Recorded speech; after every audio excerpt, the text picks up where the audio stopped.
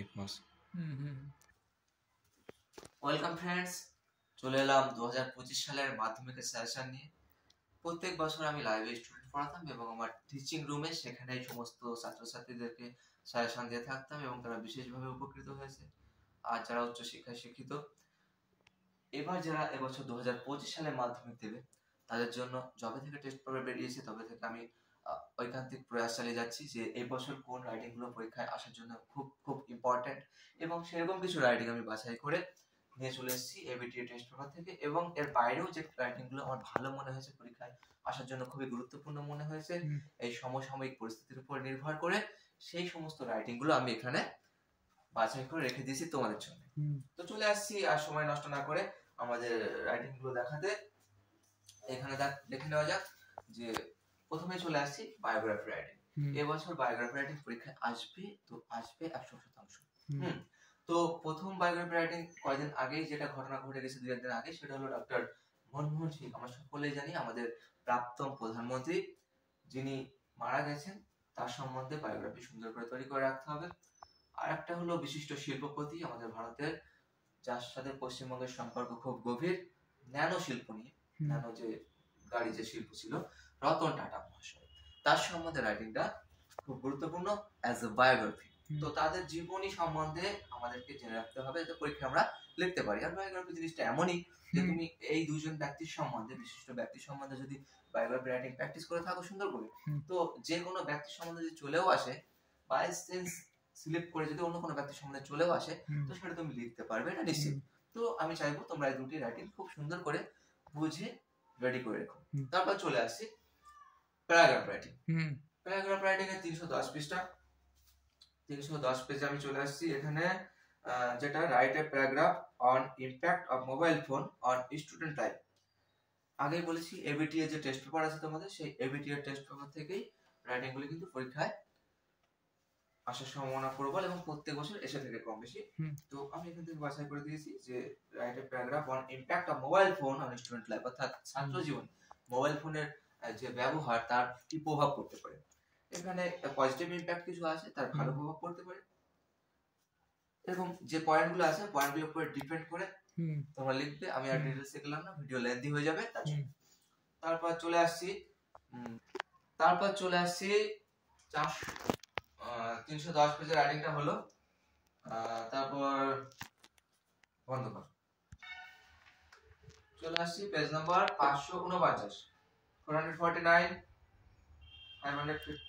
আচ্ছা, চলে আসছি right a paragraph on the importance of growing trees in our country, অর্থাৎ আমাদের দেশে উদ্ভিদ গাছ বৃদ্ধির যে প্রভাব, গুরুত্ব, সেই সম্বন্ধে একটা রাইটিং আছে। হ্যাঁ, এটা খুব ইম্পর্টেন্ট। এখানে পর্যাপ্ত পরিমাণে হিন্টস দেওয়া আছে, যার উপর ডিপেন্ড করে প্যারাগ্রাফটা তোমাদের রচনা করতে হবে। তারপরে চলে আসছি লিভ অফ অ্যাবসেন্স, না সরি, ইওর ফেভারিট বুক অথবা ইওর ফেভারিট টিচার অথবা ইওর ফেভারিট হবি, এই নিয়ে। হ্যাঁ, তো ফেভারিট বিষয় নিয়ে একটা পরীক্ষায় রাইটিং কম বেশি আসে প্রত্যেক বছর, তো এই বছর আসার সম্ভাবনা প্রবল রয়েছে। যদি এই দুটি না আসে তো এর মধ্যে থেকে এটা আসতে পারে যে ইওর ফেভারিট বুক, তোমার প্রিয় বই, তোমার প্রিয় শিক্ষক, আর তোমার ফেভারিট হবি যেটা শখ, সেটা সম্ভব। তো প্যারাগ্রাফের মধ্যে এই 3টে 4টে 5টে 5টা প্যারাগ্রাফ করলে আশা করি চলে আসবে। তারপর দেখো চলে আসছি এডিটর লেটার। এডিটর লেটারে আমি পেয়ে যাচ্ছি 70, পেজ নাম্বার 72। এডিটর লেটার চলে আসছি পেজ নাম্বার 72। এখানে বলছে write a letter within 100 words to the editor of an English daily expressing your concern over the addiction of youngsters to online mobile games and social media. You may highlight the following points. নিচে যে hints গুলো দেওয়া আছে এগুলোর উপর depend করতে হবে যে বর্তমান সমাজে আমাদের ছেলেমেয়েরা কিভাবে মোবাইল ফোনের প্রতি অ্যাডিকশন অর্থাৎ আসক্ত হয়ে যাচ্ছে এবং কিভাবে সময় নষ্ট করছে, waste of time, distraction in study, পড়াশোনা থেকে বিচ্যুত হয়ে যাচ্ছে, অ্যান্ড সোশ্যাল অ্যাক্টিভিটিস, কিছু অসামাজিক কার্যকলাপে লিপ্ত হয়ে যাচ্ছে, হেলথ হ্যাজার্ডস, কিছু শারীরিক দুর্বলতা অক্ষমতা তৈরি হয়ে যাচ্ছে তাদের মধ্যে। এই সমস্ত বিষয়ের উপর ডিপেন্ড করে তোমাদেরকে একটা প্যারাগ্রাফ করতে হবে, এডিটর লেটার লিখতে হবে। তারপর চলে আসছি পেজ নাম্বার 456, 456 পৃষ্ঠায় বলছে কি write a letter to the editor of an English daily about the rocketing price of commodities, অর্থাৎ আমাদের যে সমস্ত এসেনশিয়াল কমোডিটিস জিনিসপত্রগুলো আছে, যেমন পেট্রোলিয়াম জাতীয় কিছু পণ্য সামগ্রী, তারপর আমাদের নিত্য প্রয়োজনীয় জিনিসের মধ্যে আমাদের আলু, পেঁয়াজ, রসুন, সমস্ত কিছুর দাম কিন্তু আমাদের পশ্চিমবাংলায় খুব বর্তমানে খুব বৃদ্ধি পেয়েছে, এবং সেগুলো সাধারণ দরিদ্র এবং মধ্যবিত্তদের কেনার ধরাছোঁয়ার বাইরে চলে যাচ্ছে। এতটা দাম বেড়ে যাচ্ছে, মানুষের উপার্জনের তুলনায় খরচ বেশি হয়ে যাচ্ছে। এই রেটিংটা এই কারণে এই বছর খুবই ইম্পর্টেন্ট। তো এডিটরের কাছে এই ব্যাপার নিয়ে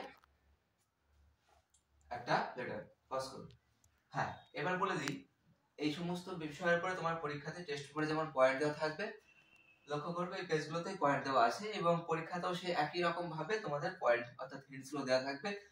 সবসময় চেষ্টা করবে সেই হিন্টস গুলোর উপর ডিপেন্ড করে লেখার, অর্থাৎ পরীক্ষক যে বিষয়গুলোর উপরে জোর দিতে চেয়েছেন সেই বিষয়গুলোর উপরে জোর দিয়ে তোমাকে সেই বিষয়গুলো টাস্ক করে লিখে দিতে হবে, তবে পরীক্ষাতে ভালো নাম্বার চলে আসবে।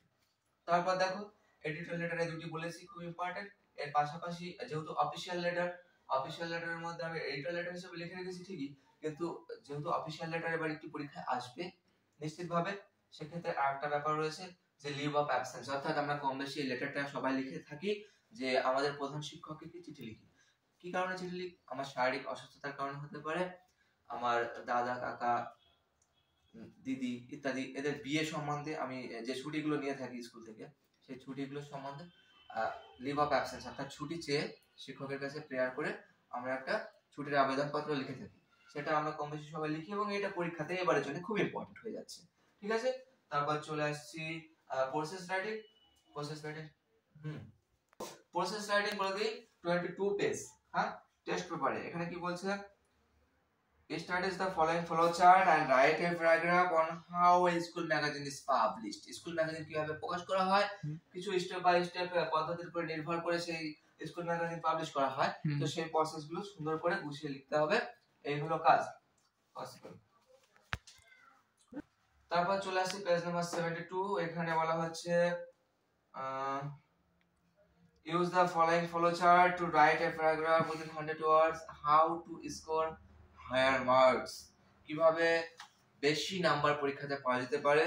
সবসময় আমরা জানি যে কোনো কিছু করতে গেলে বাই প্ল্যান একটা নির্দিষ্ট সুনির্দিষ্ট পরিকল্পনার মধ্যে দিয়ে করতে হয়। তো পরীক্ষাতে তোমার ভালো নাম্বার পেতে গেলে তোমার একটা নির্দিষ্ট পদ্ধতির মধ্যে দিয়ে এগোতে হবে, যেমন understand the syllabus, attention to all class, attendance of class regularly, নিয়মিত ক্লাসে তোমাকে মনোযোগ সহকারে প্রেজেন্ট থাকতে হবে, ইত্যাদি ইত্যাদি। এখানে পয়েন্ট সব ডিটেইলসে বলা আছে, তোমরা সুন্দর করে দেখে নিও, এবং এর উপর ডিপেন্ড করে তোমাদের যে টিউশন টিচার আছে বা না পারলে আমাকে জানিও, আমি রাইটিং লিখে দেওয়ার ব্যবস্থা করব।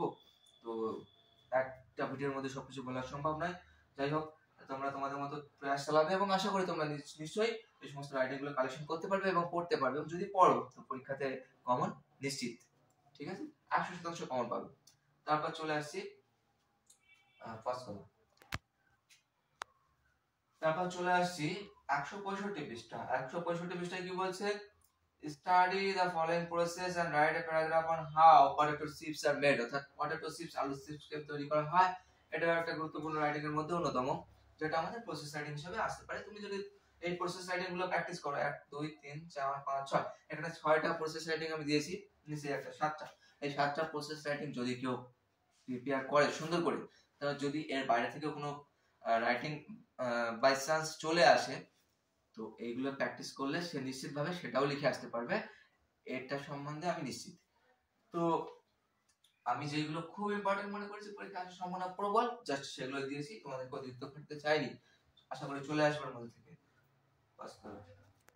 পরবর্তী রাইটিং হলো 432, এটা একটা প্রসেস রাইটিং। এখানে বলা আছে use the following flowchart to write a paragraph on preparation of a mixture of useful for rehydration of maintaining balance of water in our body, অর্থাৎ আমাদের শরীরে জলের মাত্রা নির্ধারণ করতে যে ওআরএস মেকিং যেটা আছে ওটা সুন্দর করে তৈরি করে রাখো। তারপর দেখো রাইটিং পেয়ে যাবো আমরা 760 পৃষ্ঠাতে। এখানে পেয়ে যাবো use the following flowchart to write paragraph within 100 words how fruit juice is prepared, কিভাবে ফ্রুট জুস তৈরি করা হয়। সেটাও ইম্পর্টেন্ট, সেটা পরীক্ষায় আসতে পারে, সেটা দেখে রাখতে হবে। এখান থেকে সবই আছে, হিন্টস দেওয়া, পর্যাপ্ত পরিমাণে অনুসরণ করে লিখতে হবে। পরবর্তীতে 604 পৃষ্ঠা, প্রথম যাব 604 page number 604 ABT test paper. দেখো বলা হচ্ছে the follow chart below shows how drinking water is supplied. Start the chart and describe the process. কিভাবে আমাদের ড্রিঙ্কিং ওয়াটার সাপ্লাই করা হয়। বর্তমানে রাস্তাতে পাইপ যেগুলো বসানো হচ্ছে কোথাও হচ্ছে মাটির নিচে, সেগুলো সব এই একই কারণে হচ্ছে। তো এটা এই বছরের জন্য খুবই ইম্পর্টেন্ট। আমাদের সারা পশ্চিমবাংলাময়, সারা দেশময় যে নদীর জলকে পরিশোধন করে ব্যবহার করার যে প্রয়াস চালাচ্ছে আমাদের রাজ্য এবং কেন্দ্রীয় সরকার উভয় মিলে, সেটা সম্বন্ধে এই রাইটিংটা আছে। হ্যাঁ, বলছে, সেটাই বলছে ড্রিঙ্কিং ওয়াটার কিভাবে সাপ্লাই করা হয় তার একটা প্রসেস। দেখো চলে আসছে অন্যতম একটা প্রসেস রাইটিং। এইগুলো ছাড়াও যেটা আমার ইম্পর্টেন্ট মনে হচ্ছে সেটা হলো আরেকটা রাইটিং রয়েছে বাকি, সেটা হলো টি অথবা coffee, how tea or coffee is making. হ্যাঁ, চা কফি কিভাবে তৈরি করা হয় এটার উপরে ডিপেন্ড করে, ঠিক আছে। তো এইগুলো প্রসেস রাইটিং দেখে রাখবে। পরবর্তীতে চলে আসে আমাদের স্টোরি রাইটিং। স্টোরি রাইটিং আমরা কোথা থেকে পাবো? আমরা পেয়ে যাবো পেজ নাম্বার 72 সর্বপ্রথম, পরবর্তী 23। তো 72 পেজে আমরা স্টোরিটা যেটা দেখতে পাচ্ছি, স্টোরি দেখো পরীক্ষাতে স্টোরি কমন। আমি কেন স্টোরি শেষে রেখেছি? কারণ এটা কমন আসা অত সহজ নয়, ঠিক আছে। স্টোরি পৃথিবীতে হাজারো স্টোরি রয়েছে, বাংলা, ইংরেজি, হিন্দি, সমস্ত নীতিকথামূলক পঞ্চতন্ত্রেও গল্প রয়েছে, বিভিন্ন রামায়ণ মহাভারত থেকে শুরু করে সমস্ত জায়গাতে স্টোরিতে পরিপূর্ণ। তো স্টোরি রাইটিং পরীক্ষাতে কমন আসা অত সহজ নয়, কিন্তু এমন স্টোরি চলে আসে যে ওয়ান্স আপন এ টাইম টাইপের, অর্থাৎ যেগুলো কিছু নীতি কথা থাকে, একটা মোরাল থাকে এবং একটা সুন্দর টাইটেল থাকে, সেই ধরনের স্টোরি আমাদের তৈরি করতে হবে। এবং আমি এখানে এমন কিছু স্টোরি নির্বাচন করেছি যেগুলো খুবই ইম্পর্টেন্ট, কারণ টেস্ট পেপার থেকে পাওয়া গেছে সেগুলি, এবং সেগুলির পয়েন্ট খুব সুন্দর করে গুছিয়ে দেওয়া আছে, লিখতে সুবিধা হবে একবার অনুসরণ করলে। তো অন্তত 4 থেকে 5টা স্টোরি যদি সুন্দর করে প্র্যাকটিস করা হয়, বা আমি যে এখানে যে স্টোরিগুলো এখানে দিয়েছি 7 থেকে 8টি স্টোরি, যদি সুন্দর করে কেউ প্র্যাকটিস করে, কোনো স্টুডেন্ট একটু সুন্দর করে দেখে যায়, একটু নিজে লেখা অভ্যাস করে, তো আমি আশা রাখবো যে কোনো স্টোরি পরীক্ষাতে এলেই নিশ্চয়ই এই টাইপেরই আসবে অথবা এর থেকেই কমন আসবে। তো সে পরীক্ষাতে নিশ্চিতভাবে স্টোরি সুন্দর করে লিখে আসতে পারবে, এটা আমার গ্যারান্টি, ঠিক আছে। দেখো স্টোরি রাইটিং আমি ডিটেইলসে গেলাম না, বেশ খুলে দেখালাম না, কারণ এখান থেকে নিশ্চিতভাবে তোমরা পেয়ে যাবে টেস্ট পেপার থেকে, এবিটি এর টেস্ট পেপারটা ফলো করলেই হবে, ঠিক আছে। এই সমস্ত পেজগুলোতে যাবে, সুন্দর করে পয়েন্টস দেওয়া আছে, পয়েন্টগুলো উপর ডিপেন্ড করে নিজেরা ধরে ধরে লেখা অভ্যাসটা করবে, তাহলেই তোমাদের স্টোরি রাইটিংটা চলে আসবে। পেজ নাম্বার বলে দিচ্ছি জাস্ট 72, 23, 140, 140 পৃষ্ঠা, তারপর 118 পৃষ্ঠা, 239 পৃষ্ঠা, 432 পৃষ্ঠা, 556 পৃষ্ঠা, 404 পেজ, 605 পেজ। যদি এই সমস্ত স্টোরিগুলো সুন্দর করে তৈরি করা যায়, এবং তোমরা আমি বলার সঙ্গে সঙ্গে এগুলো তোমরা সঙ্গে সঙ্গে খাতায় নোট করে নেবে, তাহলে এগুলো তোমাদের কাছে রেকর্ড হিসাবে থেকে যাবে। তোমরা পরবর্তীতে অবসর সময় এগুলো ধীরে ধীরে এক এক করে তৈরি করে নেবে। সময় হাতে খুব কম, পরীক্ষা কিছুদিন পরে, এর মধ্যে এগুলো তৈরি করাটা মন চাইলে মানুষ চাইলে সবকিছু করতে পারে, এটা সম্ভব। তো তৈরি করে নেবে এর মধ্যে। আর রিপোর্ট রাইটিং এর পরীক্ষা আসবে না বললে চলে, আসার কোনো সম্ভাবনা নেই। তবুও যদি কোনো রাইটিং আসে, আমি টেস্ট পেপারে একটা রিপোর্ট খুব ভালো পেয়েছি যে আমাদের সাউথ বেঙ্গলে যে বন্যা পরিস্থিতি তৈরি হয়েছিল, যে বাঁধ খুলে দিয়েছিল, ফারাক্কা বাঁধ বা অন্যান্য বাঁধ যেগুলো খুলে দিয়েছিল ডিবিসি, হ্যাঁ, তার ফলে যে বন্যা পরিস্থিতি তৈরি হয়েছিল আমাদের পশ্চিমবাংলায়, সেই ফ্লাড ইন সাউথ বেঙ্গল, এটা পেয়ে যাবে আমাদের টেস্ট পেপারে 23 পেজে। হ্যাঁ, এটা আগস্ট মাসে যে বন্যা পরিস্থিতির সৃষ্টি হয়েছিল সমগ্র পশ্চিমবাংলা ব্যাপী, সেই বন্যা পরিস্থিতির উপর ডিপেন্ড করে রাইটিংটা আছে। রিপোর্টটা একবার জাস্ট দেখে নিও সমস্ত সবকিছু করার পর।